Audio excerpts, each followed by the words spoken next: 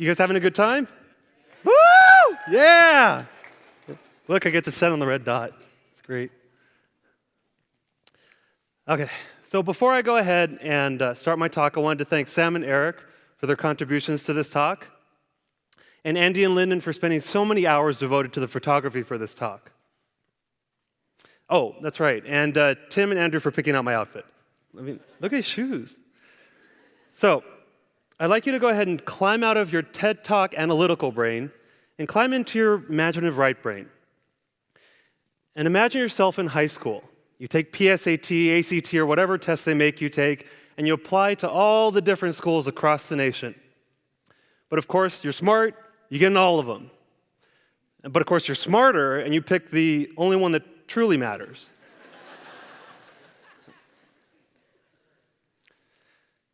You go ahead and graduate, get your things ready for college, and go ahead and move to college. And you start orientation week. You get yourself settled in the campus. And quickly, the pressures of college start to go ahead and settle on you. You think, oh man, I got to do well in classes. And oh, I don't even know what job I'm going to pick. What the hell is this thing called a resume? And oh my, I got to make new friends. I got to figure out who I am. And oh my God, now I really have to find a relationship. And you go ahead and start. You study, you take tests, you study, you take tests, you study, you take tests. And at one point, you think, why am I not getting this? No, I got this, I can handle this, I can do this. I mean, I did so well in high school. I mean, but did I even pick the right career? Not quite sure. So you go ahead and you try to find resources that'll help you. But depending on who you sit with, you hear this. Have you considered another career? You probably won't be able to get in, so I wouldn't even apply. This just might be too difficult for you. And you keep moving on. You study, you take more tests, and maybe even a year goes by. Okay? And maybe you're even a second year or third year. And at one point, maybe you don't do so well in that test, or whatever it is. You start to think, man, I really suck at this. I don't think I can handle all this right now. Maybe I should drop out. No, I can't. I mean, what would people think of me? I mean, more importantly, what would my parents think of me? And then something bad happens. Let's say someone breaks up. Or let's say a family member dies. Or just something really bad happens. And you think, I can't do this anymore. I can't deal with this right now. I don't want to have to deal with this. And you think, well, maybe if I go to a party. Maybe if I go to a party, that'll help. Or maybe if I go to an event, that'll help. Maybe if I drink. Maybe if I drink, this pain will go away. Or if I smoke weed, or if I take this pill, that'll make it go away. Maybe I can sleep it off. If I sleep enough, it'll just all go away, and I won't have to deal with this anymore. I mean, there's no point in going to class. I mean, why do I go to class anyway? I'm such a failure anyway. It doesn't matter. I don't even know what I'm doing anymore. I'm such a loser. I don't fit in anywhere, too. I mean, would people even know if I'm gone? I mean, why do I feel so numb? I just don't want to be a burden to anyone anymore. My friends don't understand me. My parents don't understand me. No one understands me.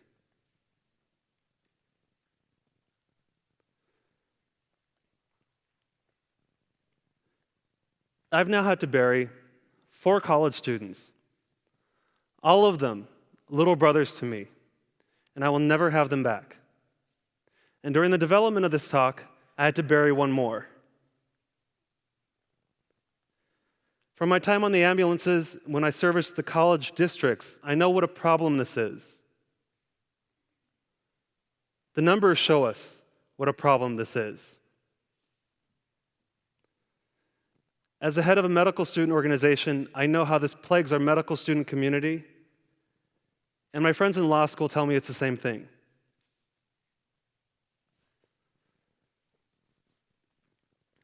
Our higher education system is one that has our students study some books, take tests, look at things online, take tests, study, and exit the system. Completely untouched sometimes. It has our students thinking that, hey, I get a degree, I get the job. But in reality, you get the degree, you compete with people who figured some stuff out, and maybe you get the job. On top of that, depending on where the student's gone to college, friends are gone. Depending on how busy they are, and they're usually very, very busy, the hobbies they love so much they can't participate anymore. And even the food that they love is now gone. And of course, family is miles away. Now, all that social support they once had is now gone. On top of this, they now have to deal with some pretty big questions. They have to figure out, what do you want to do for the rest of your life? What are you even good at? What's your purpose in life? Questions some 40-year-olds are still struggling with. It's enough to make anyone break down.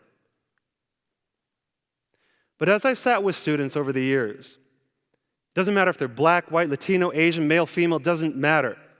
There's still the same look in their eyes. And it's the look of, I'm lost. I don't know where to go.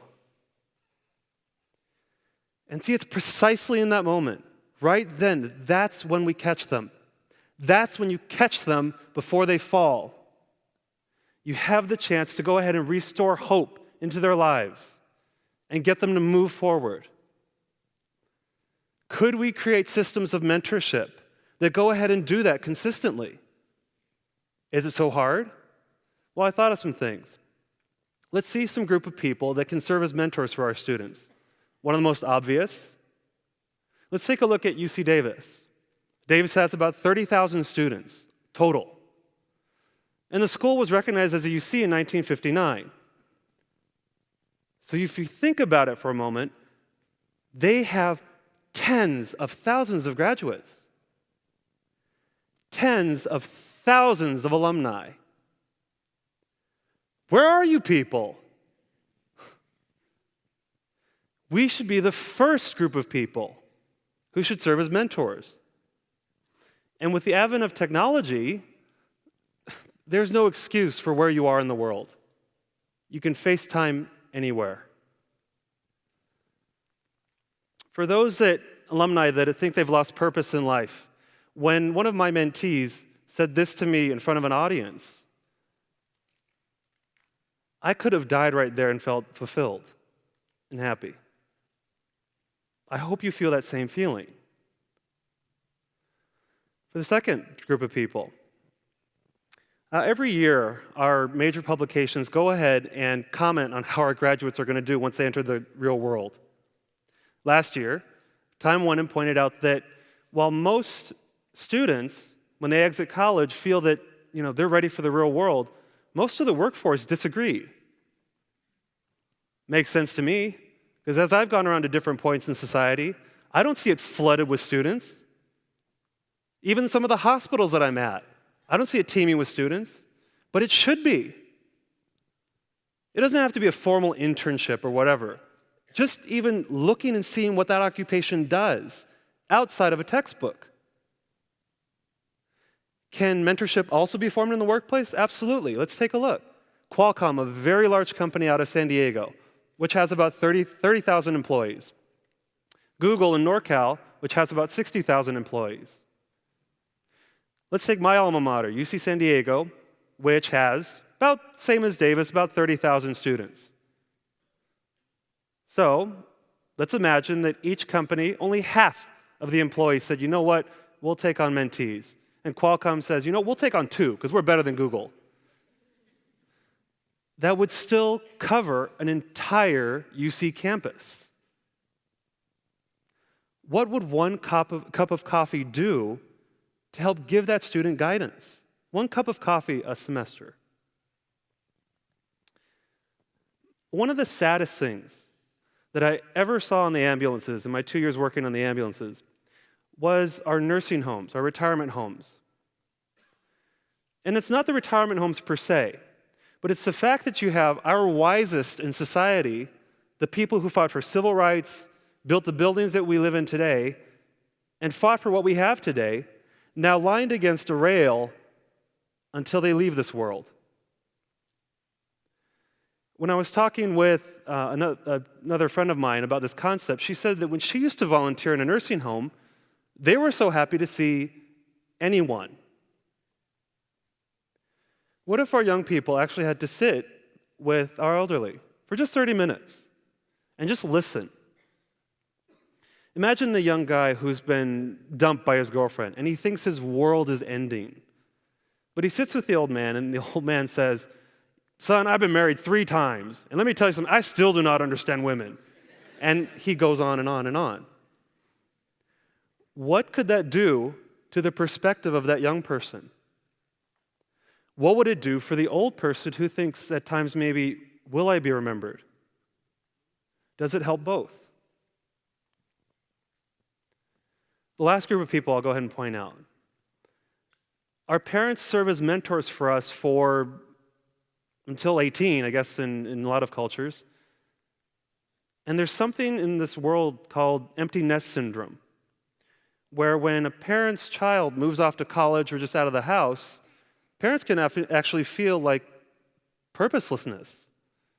And it can even lead to depression. Well, take a step back for a moment and realize that as your kid has gone off to college, depending on where you live, someone else's has come in. Do you think they'd love a home-cooked meal? What would $5 of chicken McNuggets do to show that, yeah, someone cares? Keep going, you got it. Could you love someone else's child as your own? I know it's possible. If you look at my life, I was adopted from South Korea when I was a baby, which means that I've had a birth mother, had a, what do you call that? Foster mom, thanks. A foster mother, adoptive mother, and now actually a stepmother, which means that I've had 4 people love and take care of me, a stranger, as their own. Could you do the same? As we think of our students, doesn't matter which profession, if they're graduate or undergrad, could we go ahead and design systems that support them, that give them the energy that they need and the support they need to keep going? Because as we talk about depression, suicide, there's a lot of factors involved. And there seems to be this, unfortunately, loss of hope. Hope that I can't get that job, that I'll never find anyone, or I won't become the person I set out to be. Well, what if we actually made systems where we could consistently infuse hope into each other's lives? Hope into young people's lives. Hope that, yes, you can get that job. Yes, you can be that person that you set out to be. Yes, you will find that special someone. I was lost too at one point. I felt that pain.